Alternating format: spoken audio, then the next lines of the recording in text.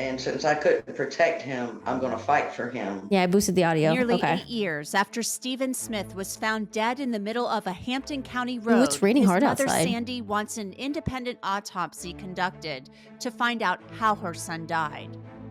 I want to thank everyone who's donated. Is audio good for you guys? Supported us from the beginning. But I hope to find the real reason for Stephen's. Oh, and I saw that they made like a GoFundMe. I think they were initially trying to raise $15,000 for the body exhumation, but I think they're actually at like 80K now, which is really awesome. Hey, Shonda, how are you doing today? Hello, I'm Shonda from Kentucky. Well, hi, I'm new to your live. How's it going? Thanks for popping in. Is that your cat in the profile picture? He looks adorable. I can't really tell because he's like so small. Audio's good for you? Okay, good. Death. Sandy Smith enlisting the help of a new legal team to ask a judge to exhume Stephen's body. We're going to hire experts who are going to come into this case with a fresh set of eyes, with an open mind. This is not a Alex Murdaugh 2.0 or any Murdaugh 2.0. This is a Stephen Smith 2.0. It's all about Stephen. Yeah, and that's Eric Bland again. So yesterday I mentioned Eric Bland represented, I don't know if he represented like all or like most of the financial victims, Alex Murdaugh's financial victims, but he is now also going to be representing Stephen Smith's mom. So I'm Anjanette Levy, and welcome to Law and Crime's Sidebar podcast. Stephen Smith was just 19 years old when he was found in the middle of Sandy Run Road, dead, in the early morning hours of July 8th, 2015. His yellow car apparently ran out of gas nearby. The pathologist who conducted the first autopsy on Stephen Smith concluded he died as the result of a hit and run. Stephen had trauma. I wonder, that pathologist, I wonder where they are at now. Like, are they still working at the office, or are they like, have they been investigated or anything like that? Because from what I heard that like the person that was actually at the crime scene, they didn't see any signs of like a hit and run. Apparently there was like no like skid marks or anything that would show that maybe there was a car that like maybe like, you know, ran into someone, maybe like pumped its brakes a little bit. And I think there was like some other things about the scene that looked a little bit off that wouldn't have resulted in a hit and run. But yeah, I wonder why they concluded that. Like, I wonder, well, maybe we can get access to the report itself or something, or maybe it's uploaded somewhere. Hey, Judy, how are you doing today? How's it going? Hello. Bland represented Satterfield. Wait, really? Bland also represented the Satterfield family? I know he represented the Plier girls, the ones where Alex Murdaugh and Mr. Russell Lafayette stole like over like, you know, a couple hundreds of thousands or millions. And they were like borrowing them. They were basically just like borrowing money from their account and treating it like at their own bank account. Hey, Joe, how are you doing today? How's it going? To his head and a dislocated shoulder. But some investigators didn't believe that because of a lack of vehicle debris in the road. The South Carolina Law Enforcement Division opened an investigation into Stephen's death following the murders of Paul and Maggie Murdaugh. A SLED spokesperson said at the time that information had come to light during that investigation that led them to open an investigation into Stephen's death. Last week, Sandy Smith started a GoFundMe Stephen Smith is the victim here. page asking to raise $15,000 for an exhumation. Yeah, and I think it's at like 80K now. And independent autopsy. That page has now raised more than Maybe I'm mistaken. $65,000. Sandy Smith has retained attorneys Eric Bland and Ronnie Richter to help her start the investigation into Stephen's death from square one. We think a lot of the pre-death communications can be relevant. Looking spiffy we also today. think that post-death communications on different people could yield some information. One of the things that we can do is start a civil suit to look at the cause of death, which would give us subpoena power as well as discovery rights under the South Carolina Rules of Civil Procedure. And joining me to discuss the latest developments is Sandy Smith. She, of course, is the mother of Stephen Smith, and her new attorney, Ronnie Richter. Hi, who Ronnie. will now be representing Sandy Smith moving forward, along with his partner, Eric Bland. So Ronnie and Sandy, welcome to Sidebar. Thanks for coming on. Thanks for having us. Thank you. Sandy, I want to start with you. I've talked to you on the phone, and I can't imagine, I can only imagine as a mom what this has been like over the last many years, almost 8 years now. Talk to me about your son. I want to hear from you about him. He was a wonderful, amazing son. He was very intelligent. Oh my God, that's a giant sundae. Sorry, I was like, what is that? What are they eating? Thank you for covering this case. Hello, hello. Thank you so much. I appreciate that. Hi, Sean. Spontaneous. He was like my world. And Oh, yep, he loved books, he loved school, and he loved his family. yeah, that's so sad. I can imagine losing a kid at like such a young age, you know? Like I think Steven was just did he just like graduate high school or something like that? And like they're about to go off into the world, you know? You raise them for like 17, 18 years plus, and they're about to go to college and all that, start their life, you know, maybe have family, maybe have kids and all that. And that just all gets taken away, you know? It's really sad. And at the time of his death, he was studying to be a nurse and apparently also wanted to be a doctor. Yes. He was going to start at the bottom. Oh, that's right. Wasn't was he Paul's age, right? So he was already like in his like 20s or like 22 or something, right? And work his I way can't remember up. that. You know, he was a twin, and I know twins are often very special. You know, I'm sure this has been devastating for his sister because twins often have that special connection. Absolutely. But she's maintaining good. She's doing great. You know, you've been represented by a few attorneys now. Obviously, you've moved in a different direction, retaining Eric and Ronnie. So, He's 19. He was 19 in nursing school. Thanks, Renee. I appreciate that. What are you hoping to achieve by retaining them? I'm hoping to achieve the truth about what happened to my son. And Ronnie, let's talk a little bit about that process. You guys are going to petition the court for an exhumation. How challenging do you think it will be to get that court order? Well, it's not something that happens very often, right? So we have to show that we have good cause for it. And I think that we do in this circumstance. I think when you lay out all the facts around Stephen's death, there are more questions than answers. And the conclusion that was reached, you know, if you ask us, it just doesn't match with the physical evidence at the scene. If you got a victim in the middle of a roadway, the conclusion is it was a vehicular hit and run, and yet there's no vehicular debris of any kind whatsoever. His shoes are still on his feet.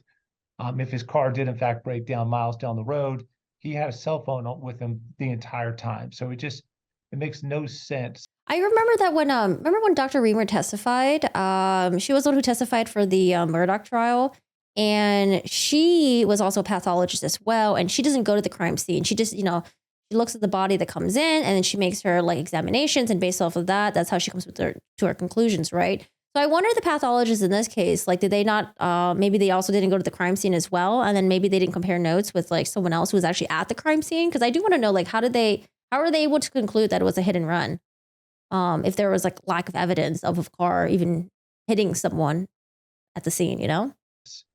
It appears to us as if he was killed elsewhere. And He was a classmate of Buster's. Oh, I thought I heard that like Stephen Smith was like younger than Buster, but maybe I'm just have all my information jumbled up properly.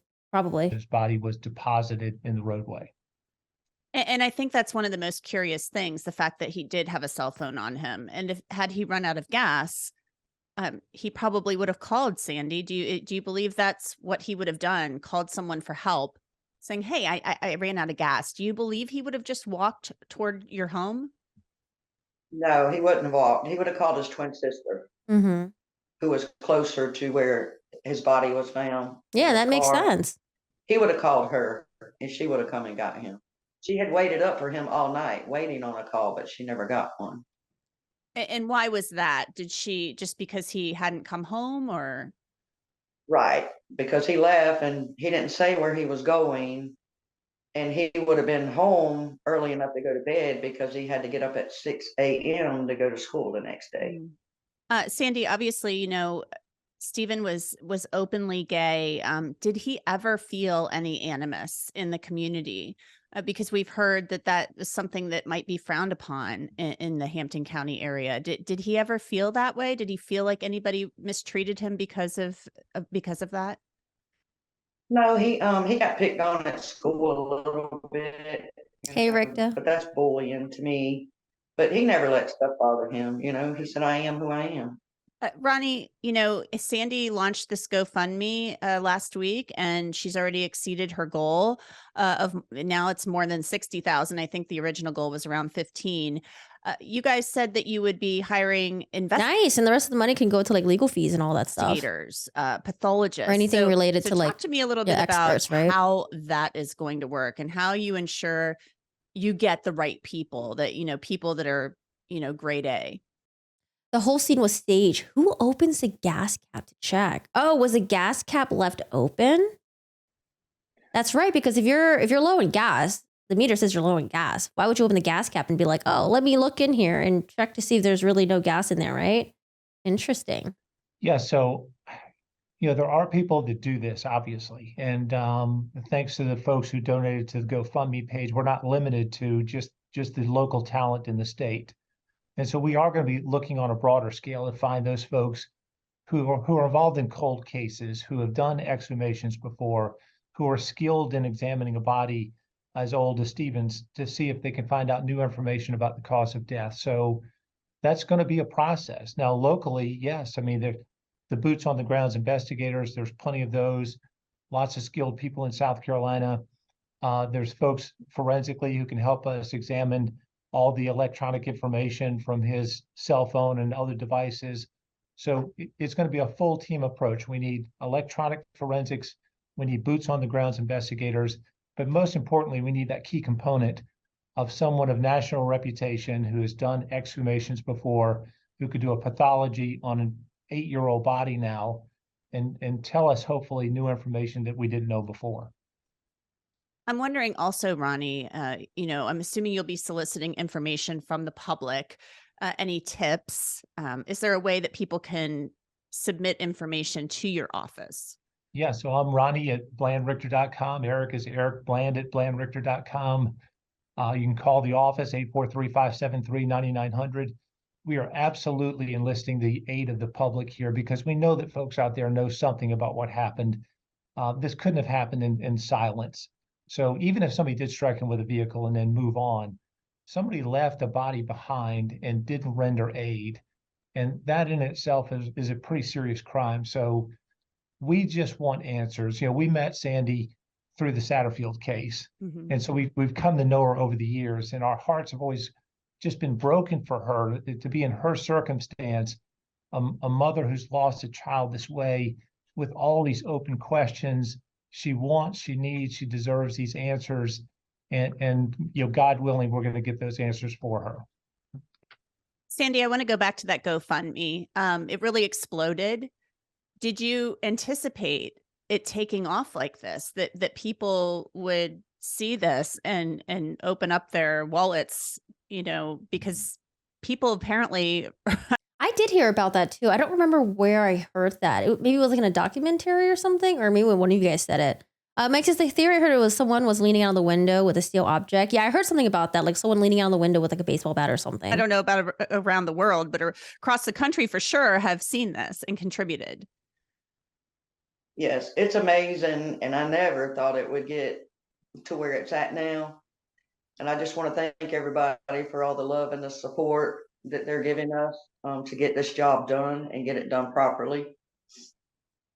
I read on Twitter that you said, I think you told Mandy Matney that Stephen always complained about how expensive the books were for school, and that you may at some point want to start a scholarship fund in his memory. Can you? Oh my God, books are incredibly so expensive for like university and stuff like that. Oh my God, I always buy used.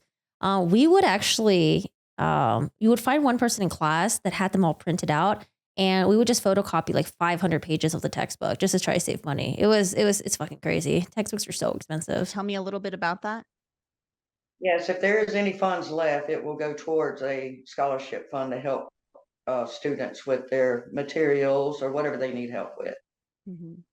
And Sandy, what would you say to anybody watching this or listening to this out there who may have some information, and when I say information, I mean viable information? If you know something, say something. You could remain anonymous, we just need answers. We want answers. If you know something, please say something. Sean says he also left his phone and wallet in his car. Mhm. And Ronnie, back to you as far as the investigation with SLED goes. You're saying Do you guys know how far away his body was found from where his car was abandoned by any chance? you want this exhumation. Has SLED ever brought this up, the possibility of exhuming Stephen's body?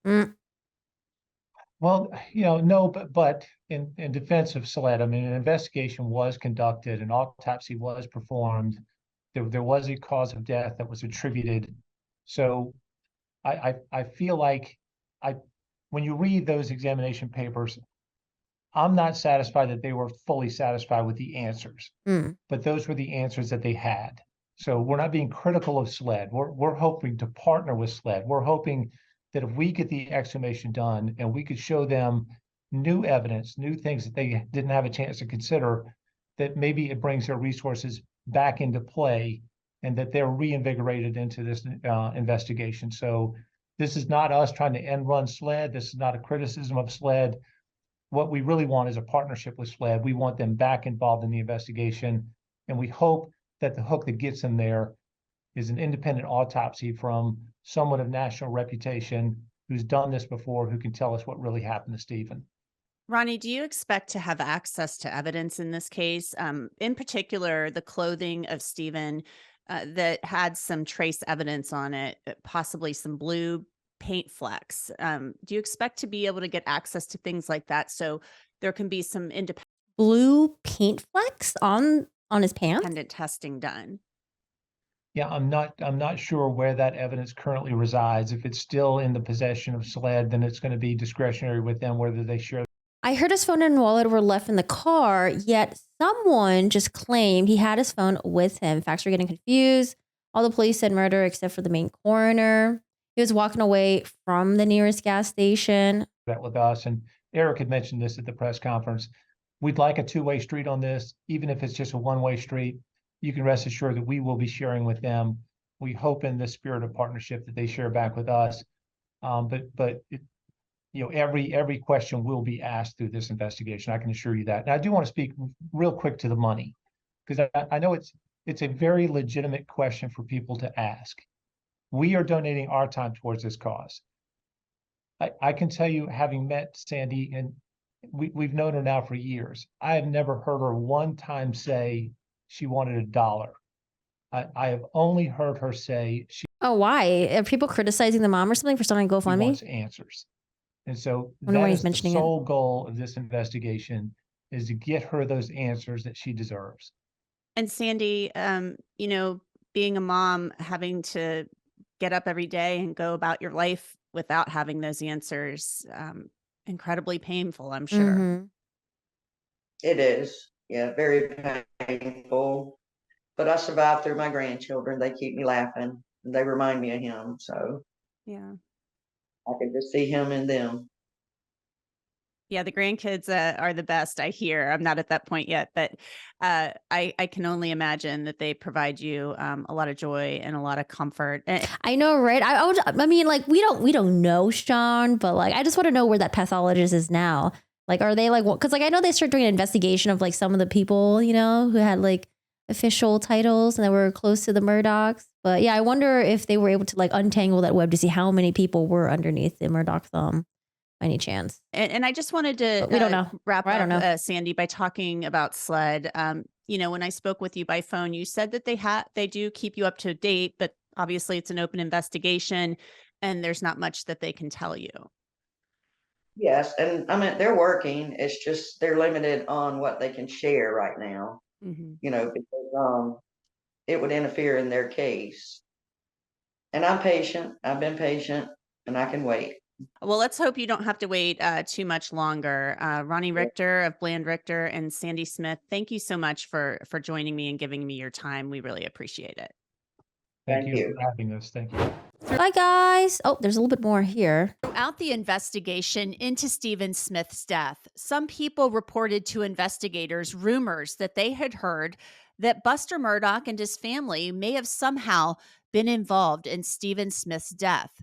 That And I wonder when the rumors started surfacing. Did the rumors start surfacing like right away, right when this happened? has been featured, that information has been featured in documentaries, and rumors have circulated online about Buster Murdaugh somehow being involved. On Monday morning, that prompted Buster Murdaugh to issue a statement. He called the rumors that he was somehow involved in Stephen's death vicious. He and Stephen went to high school together. He called these rumors and the claims about his involvement in Stephen's death defamatory and denied unequivocally any involvement in Stephen Smith's death. This is what attorney Eric Bland had to say about Buster Murdaugh. Oh, his twin You sister? know, as we sit here today, Buster is a victim. He lost a mother, a brother, and now his father's in jail. You know, Buster, as we know, has nothing to do with this. And whatever is mentioned in the records, that's what investigators are going to look at. But we have no knowledge at all about Buster or the Murdaughs having Okay, I'm anything glad to that do Eric with is saying right this. now. We're starting with a fresh set of eyes. For its part, SLED has said in the past that progress is being made into the investigation into Stephen Smith's death, but they won't say much more. A spokesperson, as of the time of this recording, has not returned my request for comment on these latest developments about Sandy Smith wanting an independent autopsy. And that's it for this edition of Bye, Anjanette. Thank you. All right, I want to hop into the next thing. The whole rumor thing was circular. It never went anywhere. Yeah, until there's like some evidence or anything that comes out that will tie Buster to the crime scene. Yeah, I don't know. Right now, it's just all rumors, right? I think people just want it to be Buster because it'd be more sensational and be more crazy that like, oh, more Murdaugh, like murder involvement and stuff like that. But yeah. Stephen told his mother that he was going to deep sea fishing with a prominent friend. I did hear about that as well. He could not tell his mother who that was. I assume he was referring to Buster. But like, I don't know. Think about it. Like in that little area, think about how many prominent people are probably in Hampton, right? There's probably like, you know, people that have like family that are like deep rooted in the community and stuff like that. So, I mean, I don't think Buster would be the only one that could be prominent in the Hampton community. It could be other people too as well, right? Buster hardly shows any emotion. It's hard to read him. Yeah, definitely.